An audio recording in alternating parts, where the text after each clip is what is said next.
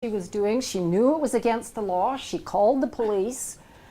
But of course, she thought that her children were all possessed by Satan, and this was their best hope.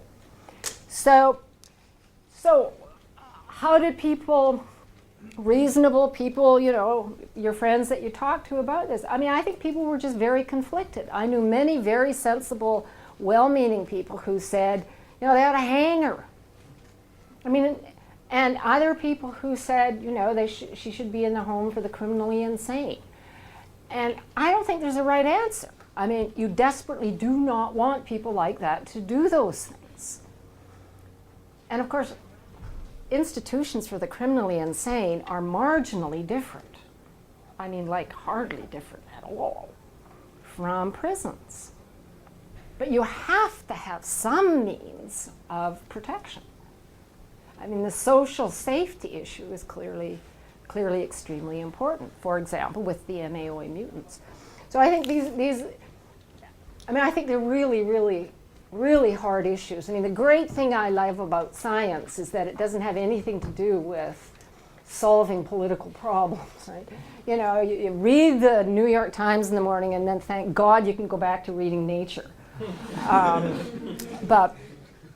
So I think it's just really tough. Really tough. You want that? Ah, right, yes, yeah, I can't see a thing over there, so. Yeah, John. You know, you've indicated that these are obviously far more complex than we can fully apprehend at the moment. Yet the examples you've given, like a sleepwalker or an epileptic seizure, are far too simple. Because the agenda that you set forth is basically saying that we will, in the not too distant future, be able to say of the child molester, aha, there is something truly wrong. Mm-hmm. We understand how and why it occurs in the brain. Yeah. And we could very imaginably get to the point where we could treat that with tremendous efficacy. Yeah. But that's not going to change the fact from a social justice perspective that that person has done a series of actions that are so reprehensible from the point of resemblance to some volitional act, that they must be, in a system for retribution. So even if we could exculpate them totally because of new models of neuroscience of free will, I don't think we could ever take away the retributive part of justice, which presents this enormous breakdown here. Yeah. Because on the one hand, we're saying, aha, they're not really responsible. They may do things totally from some kind of problem and then confabulate why they did them, you know, showing how much their free will is just a product of these neural machinations. But ultimately, you know, they did do this to a handful of children. And the parents and the society and everyone else is just furious. Yeah. So even if you could predict they'd never do it again because they've been treated in some way, you'd have to lock them up for some serious effect. Yeah, I think you're absolutely right to raise that because, and I kind of touched on this earlier, because I kind of share with you the idea really that, that the need for retribution is an important part of, and the need to have it satisfied rather, is an important part of social stability. And I don't know that you can,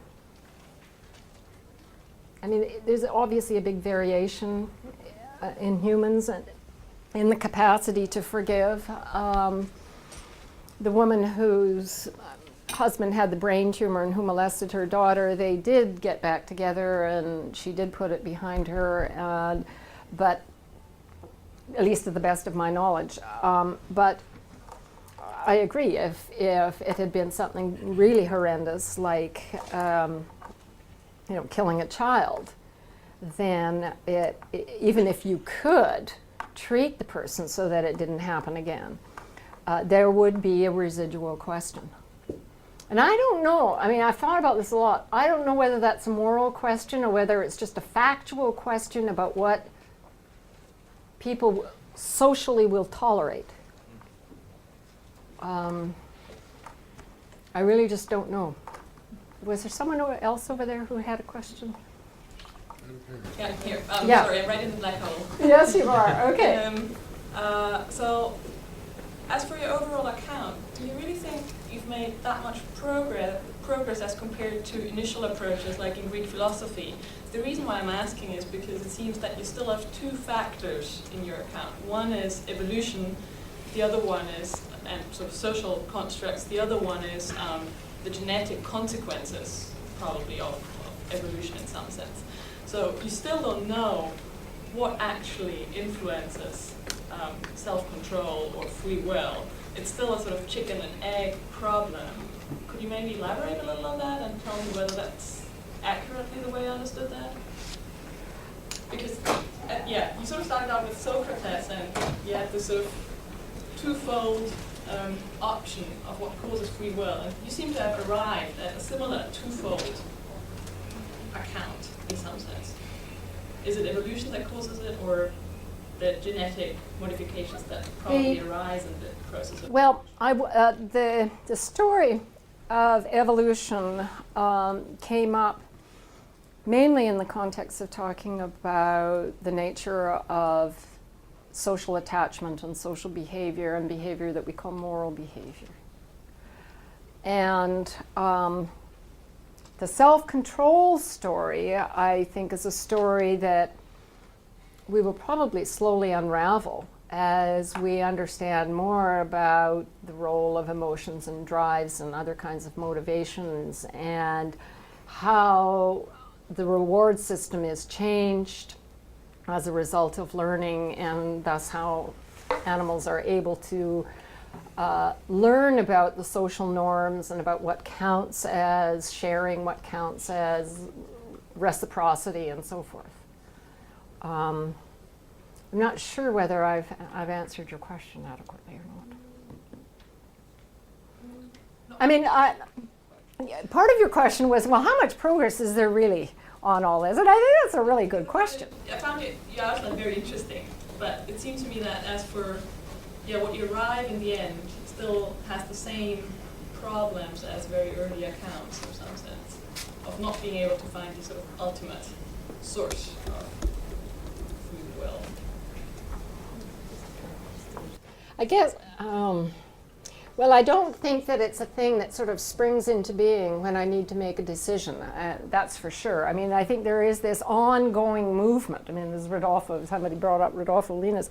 There's this ongoing movement. I mean, we're always moving. What initiates the eye movement? You know, here, here, here, as I'm scanning around the class. Well, that may not be the best way to tackle that question, because there's always movement. And then when I get hungry, I find myself, you know, steaming away towards the refrigerator and so forth. So I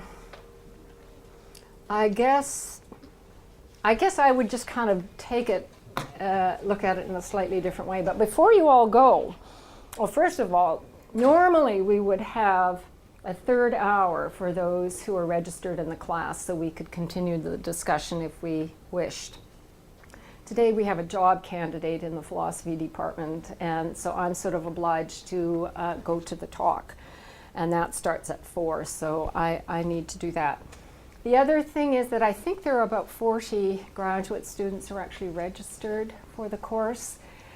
I need to figure out what your work will be so that I've got something to grade such that I can give you a grade at the end, but I'll give some thought to that. But probably a very short sort of 2-page paper is the kind of thing that we'll think about. But if you can think about something that you think might work, I'd be happy to hear about that as well. And so next week, we will have John Reynolds, and he will talk about attention. I will ask John for several papers, and we'll put them on the course website so that you can download those papers.